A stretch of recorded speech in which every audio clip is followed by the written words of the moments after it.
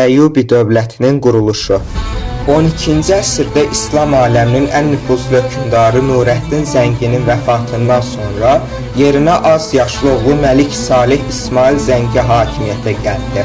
Məlik İsmail uşaq olduğuna görə dövləti idarə etmək üçün bir naibə, yəni bir atabəyə ehtiyac var idi. Dövlətin nüfuzlu əmirləri Məlik İsmailin atabəyi olmaq üçün bir-birləri ilə mübarizəyə girişdilər. Hətta bəzi əmirlər xaççılarla əlaqə belə qurmuşdular.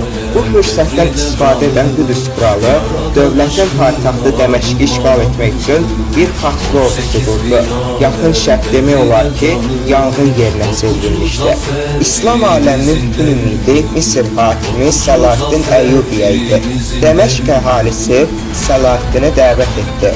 Səlahiddinin qan tökmədən Dəməşqə girməsi ilə işğal təhlükəsi aradan qalxdı.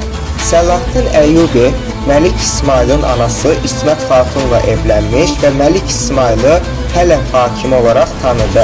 Eyni zamanda Abbas xəlifəsi Səlahiddinin sultanlığını tanıdığını elan etdi. Beləliklə Əyyubi dövləti rəsmən qurulmuş oldu. Səlahiddin Məlik İsmailin atabəyi olmaq üçün çıxdığı bu səfərindən bir sultan olaraq geri qayıtdı.